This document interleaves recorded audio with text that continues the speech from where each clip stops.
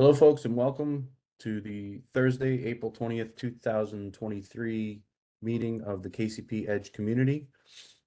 Today, we have a few items on the agenda. I'll get started with reading off our contributor code of conduct and then welcome anybody who might be new to the call. Our contributor code of conduct: as contributors and maintainers in the CNCF community and in the interest of fostering an open and welcoming community, we pledge to respect all people who contribute through reporting issues, posting feature requests, updating documentation, submitting pull requests or patches, and other activities. We are committed to making participation in the CNCF community a harassment-free experience for everyone, regardless of level of experience, gender identity and expression, sexual orientation, disability, personal appearance, body size, race, ethnicity, age, religion, or nationality. Basically, it just means, in so many words, just please be kind to everybody. Please note, we do observe raising hands in this meeting forum. So if you're looking to ask a question, please raise your hand. The person who is currently presenting will call on you, or I will call on you to either respond or comment. Let's see, what else do we have? Is there anybody new on the call? I don't see any new faces right now. So unless anybody would like to say hello, we can get on with the agenda. Okay, so we have a few items in the agenda today. There's one on a placement translator, another on automation for development environment from Braulio. But before we get started, I thought I'd make a few opening comments about recent developments that happened with the KCP community, and have others chime in as to what their views are on it. So without further ado, I'll get started. So I want just this week we had an announcement from the KCP community on Tuesday morning that essentially stated that most of the folks that are involved in that effort would be diverted and working on other projects, and that the KCP community itself can survive in the open source if there were somebody looking to adopt and continue its efforts. And so that rose some red flags in the community. And a couple people had questions about how does that affect the KCP-Edge community? Because people are aware that not only does our name include the KCP moniker, but it also we include some of their functionality. So I wanted to just come out with a basic statement that we do indeed have APIs that service the community projects and other products that are accessing or using the KCP-Edge community developments and artifacts, and we are committed to keeping those APIs available for those folks to use. And as further developments take place, we are open and free to use whatever control plane that we would like to service those API requests, and we'll do so. So we are committed to the community, and we have already done some work to insulate ourselves against changes to KCP. For instance, we're not using the KCP transparent multi-cluster functionality. So we've developed our own edge syncer and etc. So that type of development work will continue, and we believe we can continue to support our community. So just the bottom line is our community is not going anywhere. We plan on to continue to progress our ideas and initiatives. Would anybody like to add commentary or support to that statement?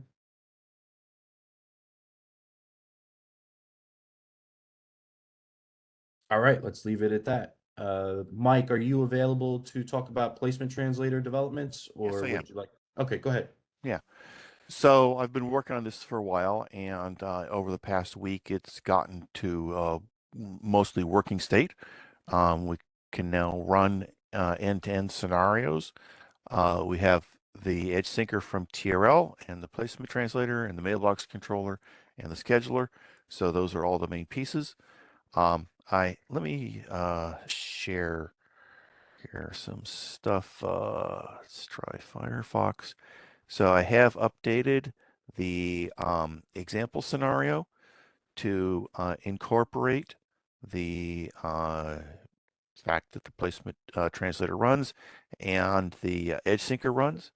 So, oh, there's still a PR. So let's see here if I can get to the right place for that. Okay, we do have a bug that I will look into. I did test before that same scenario. The scenario is reported in the bug. I'm surprised. There is an update here, PR319, and it includes documenting how to build and use the Edge Syncer configuration plugin. That is a KubeStellar plugin. Pardon my dog. And there is already made and merged other updates to the example one showing the working placement translator. So we can see if you go down here, it does show examining the syncer config objects that are created by the placement translator. So here's one in stage 3, and they're there, and also the workload content is being copied, so we can see the common stuff, for example, namespace, and the special stuff in Gilder, and the deployment objects. And when I actually run it, they actually make it all the way out to those edge clusters. And let me just see if I can thrash effectively over to here. We can see, in fact, actually it's no change. I can actually do curls and get content from the edge clusters served from the deployments running in the edge clusters.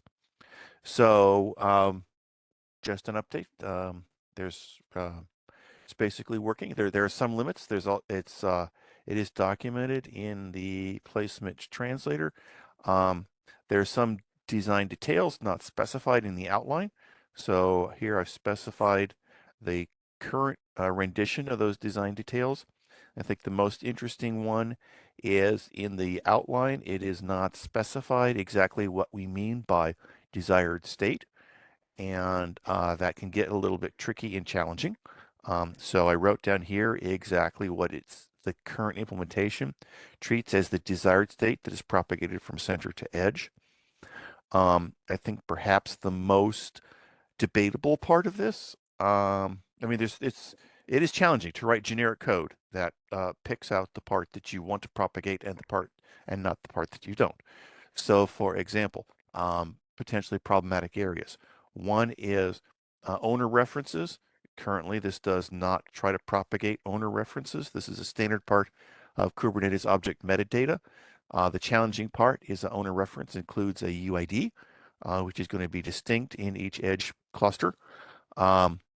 And that's not even known by the placement translator as it projects from workload management workspace to mailbox workspace.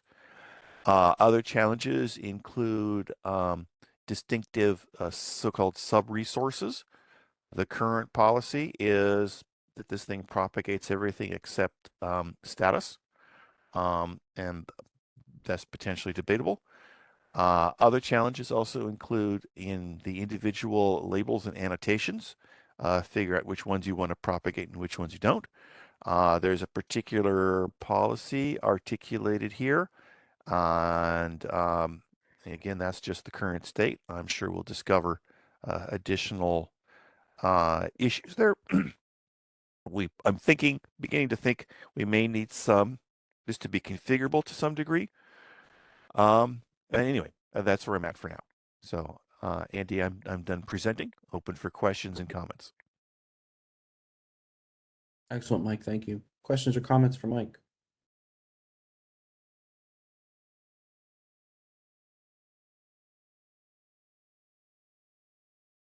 So I'll throw a question out there. So Mike, do you see any of these initial, I understand, owner references and what have you. Do you see any of these being something will hit right out of the gate when we're working with external parties? Is there any one specific that you think is going to be probably likely lurking around the corner?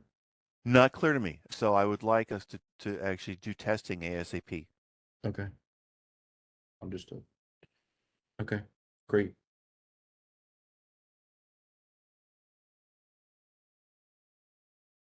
Okay, if there's no other questions. Yeah, actually, Mike, can you explain the jaggy behavior and noisy logging?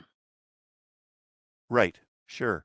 So currently the placement translator, it takes input from a few different sources. So it takes the scheduler, as you may know, it creates these single placement slice objects. That's one input.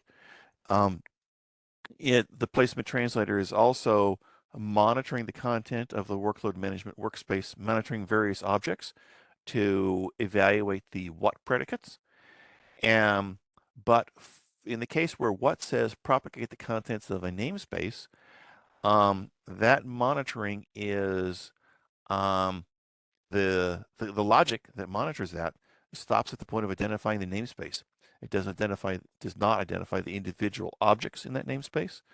And in fact, the edge placement, as you may notice, for namespaced objects does not go so far as identifying individual objects. And the syncer config also for namespaced objects does not identify individual objects. It speaks in terms of resources, which is kinds of objects. For that, the placement translator, for understanding what resources are there, the placement translator uses the API watch package, which delivers notifications about, basically it creates an informer on resources. So it's kind of a meta thing. It delivers information about objects that represent resources. This is say kinds of real objects. And so these are delivered one by one, and the placement translator has a concept of a transaction. So for example, when a new single placement slice is read, the new one is entirely processed, and then the syncer configs are updated, and the behavior of copying is updated. But for the discovery of resources, this thing has a transaction for each resource that is discovered. So for example, when the placement translator starts up, the resources are discovered one by one, and there is an independent transaction, a complete transaction for each resource. So for example, that means that the first thing the thing does, for example, if you stop it and restart it, the first thing it'll do is it'll discover one resource, and then it'll realize all the syncer configs have too much content in them because they're talking about other resources as well. And it will update them to talk about only the one resource. Then it will discover the second resource, and then it will update all the syncer configs to talk about those two resources, and so on and so on. And eventually it'll re-update the syncer configs to talk about all the resources they should be talking about. But as you can see, that's kind of an unnecessary perturbation, and it makes for a lot of noise in the logs. So what I'm thinking about in the background is, how could we batch this stuff so that it doesn't deal with this incrementally? My thinking along the lines of update the API watch package so that it has some kind of a sentinel object that it can put in the stream of notifications, so that a client, such as the placement translator, can hold off on reacting to notifications until it gets the sentinel object. So that's what I'm thinking. Is there any I don't know, is there any threading that's going on here in which you may end up with your logs sort of getting polluted by different threads and having some confusion there? It's true that all the informers are based on asynchronous stuff. So it's already a given. In fact, it's kind of typical in Kubernetes controllers that you've got content from multiple Go routines mixed together. The good news is that the loggage package keeps each log entry together, so you don't have to worry so much about different log lines overwriting or interrupting each other. But it is still the case that what you have is really interleaved a series of log entries from multiple Go routines. And in fact, that's really, in my opinion, kind of a major pain point in Go and logging. I'm not even seeing effective identification of which go routine is emitting which log message. So that's kind of a typical challenge in interpreting logs in Kubernetes controllers. Okay. I mean, you can carry, you have, you said that these were basically transactions that, so you're Yes, and they happen one at a time. So that's not an issue here. The issue is coming from, it's a general issue. And for transactions, the placement controller does serialize them. It does run them one at a time. So that much is relatively easy. okay. And they have transaction IDs, so you can figure out what's what, I guess. Actually, it doesn't bother with that. Again, currently it's running them one at a time, so there's no concern with interleaved transactions. Okay. Thanks. Thanks.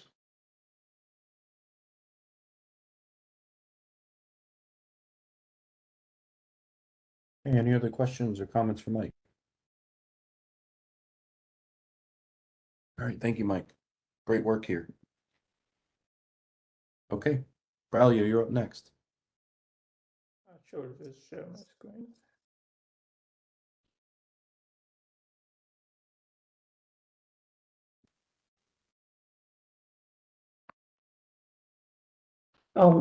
Can you see my screen?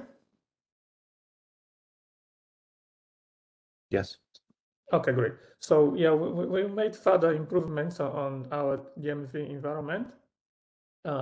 Now we did some tests in different platforms. So now we can support them in Linux, Mac OS, and Windows WLS Ubuntu. We provide some instructions, some list of the packages that are required. As well as we provide some instructions, automations of how you can deploy those packages on Linux and Mac and WSL Ubuntu. Yes, thanks here, Bob, for providing here helping with the instructions. And also and our platform. So we have divided two components. We have a quick start where you do a one-click deployment of a small infrastructure that you can play with. And this infrastructure, how we build, reflects again the stages that Michael was describing. So and right now, yeah, we have implements to stage 3, I would say stage 4. Let me have here one automation ready. I'm gonna be running here on my background. And also on stage 3, I'm just gonna give an example. So in stage 3, we have two kind of clusters as the HP clusters. We deploy two workload management workspace with two different workloads, and using our KCP-Edge platform, we sync two workloads in one peak cluster and one workload in a second peak cluster. And this is what the automation for stage 3 is describing. For those that they would like to experiment by bringing their own environment, so we add the instructions that explain how you can bring your own clusters and deploy our KCP environment. So for the bring your own cluster, the instruction is divided in three steps. So first, provide the instruction how you can deploy the KCP Edge framework. And the second one, you have your own cluster. In this example here, we are providing an example of using a kind cluster, but you can use any of your Kubernetes cluster. And then we provide instruction on how you can connect your peak cluster to our KCP-Edge environment. So we explain how can you create the objects. You need to create a sync target and the location, and as well as how you can connect, use the edge syncer to deploy in your own cluster. And after connect your own cluster, you may want to deploy your own workload. And here we also providing the set of instructions, how you can bring your own workload to deploy via the KCP-Edge and see how you're going to be propagated and deployed at your target cluster. So we provide here the examples of which objects are created and also try to explain a little bit the flow of how the different components like scheduler, the placement, letter, and the mailbox controller, how they interact with each other to deliver the workload on the target peak cluster. So we have here the environment still running on the background. So is there any question from the audience? And probably what exactly is taking place when there's this during the time that we see expiring on in the command window? Oh yes. So here we are doing two things. We are deploying KCP. We are deploying KCP, starting at the playground, as well as starting the kind clusters on stage 3 that we are running. So we are building two kind clusters. So this is takes about 150 seconds here to deploy all these components. Okay, so the client clusters are being deployed in that time. Yes. Okay. And after that stage, we are deploying the controllers and the mailbox, scheduler, placement, translator, and now we are also connecting the edge syncer, deploying the edge syncer on the peak clusters, and the whole pipeline completes the loop. So just going back, see this is the we have to mailbox workspace, given the two workloads that we are using. We have two kind clusters, and let me switch to one of these kind cluster.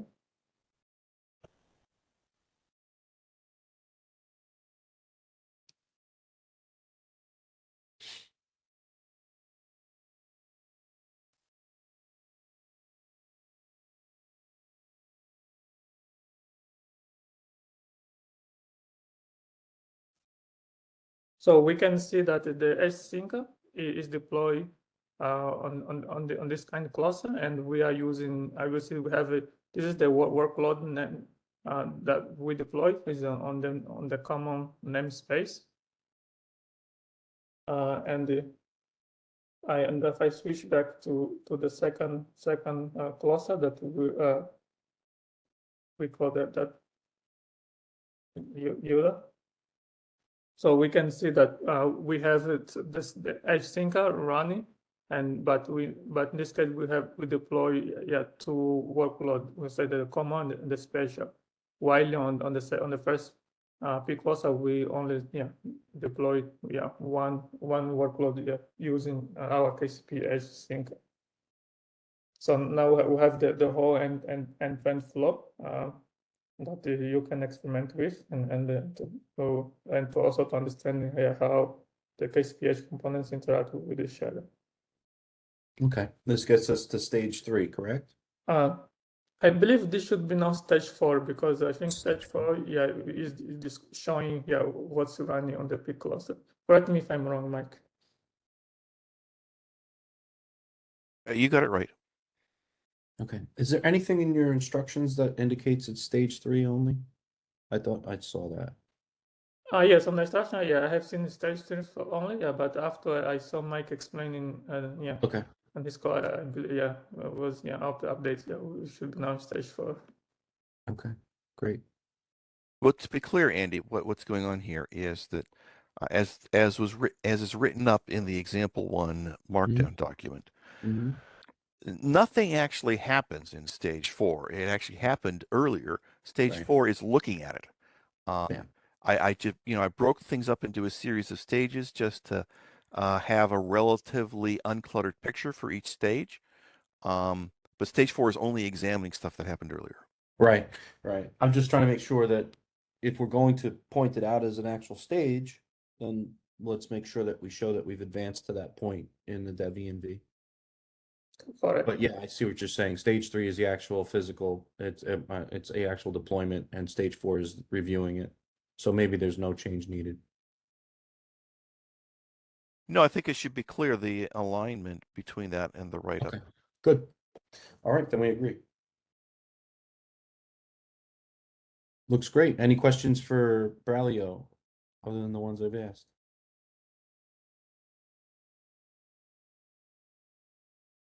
Okay, so looks good. So I think what we'll do is I think there's a couple of different projects and products that are out there that are looking to use this, and so maybe we can create a demo day in the next couple of weeks that shows and reflects the use of this development environment underneath the covers.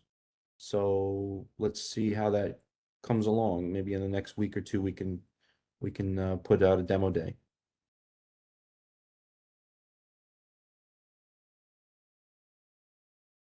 And maybe even package this up for a demo day itself.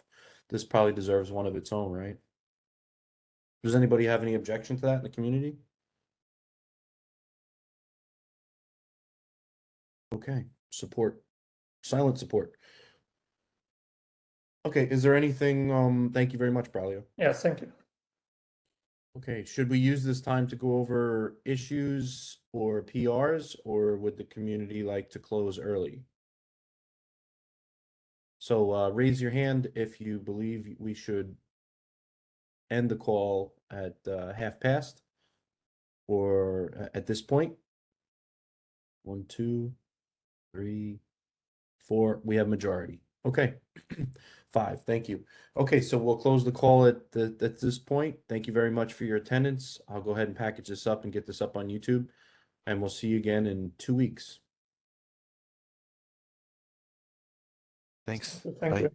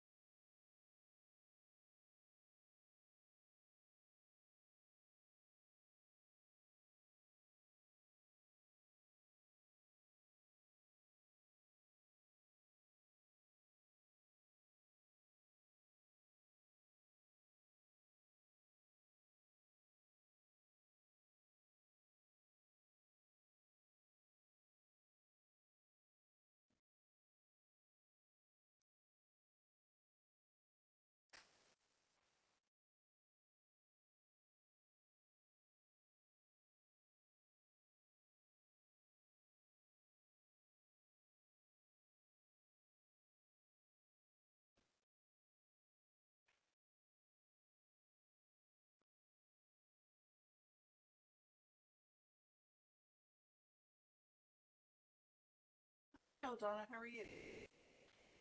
Okay, I'm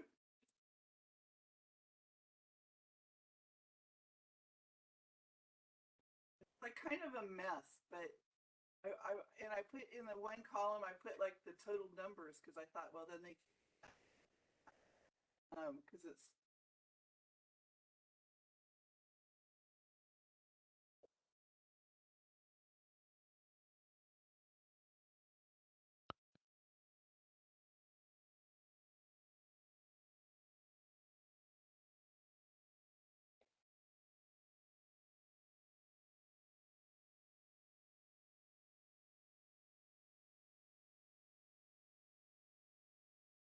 looking.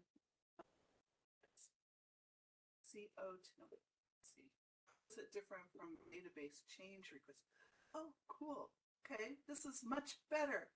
Okay. I'm gonna save this. Yeah, 26 pages. Yeah.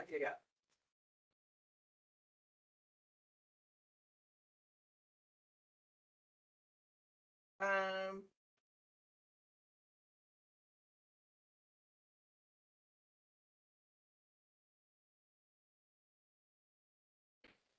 yeah.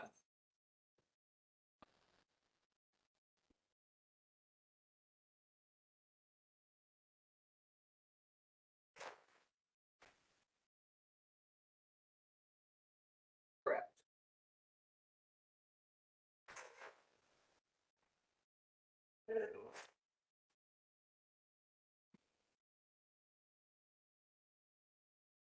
Right.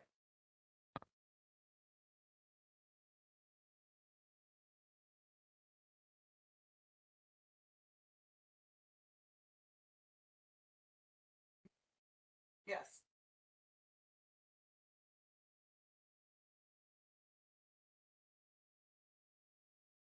Mhm.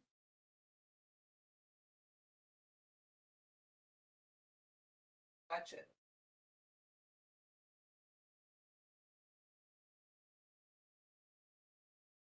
Mhm. It's okay. This is so much better. Okay.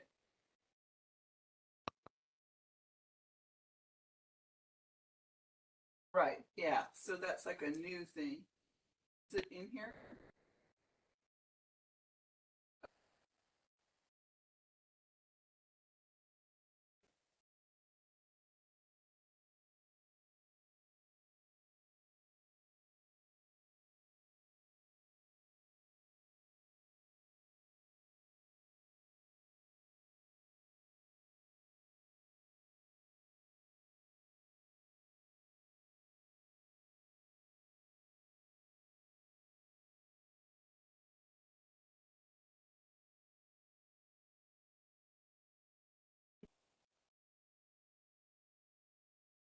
Okay.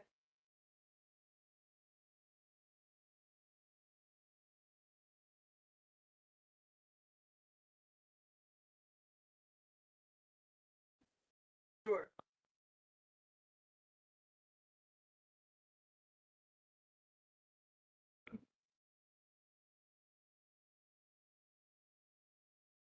Yeah, absolutely. Yeah. Probably just like went down the wrong rabbit hole with that database change request thing. Is okay, this is good. I can do that. Yeah, no problem.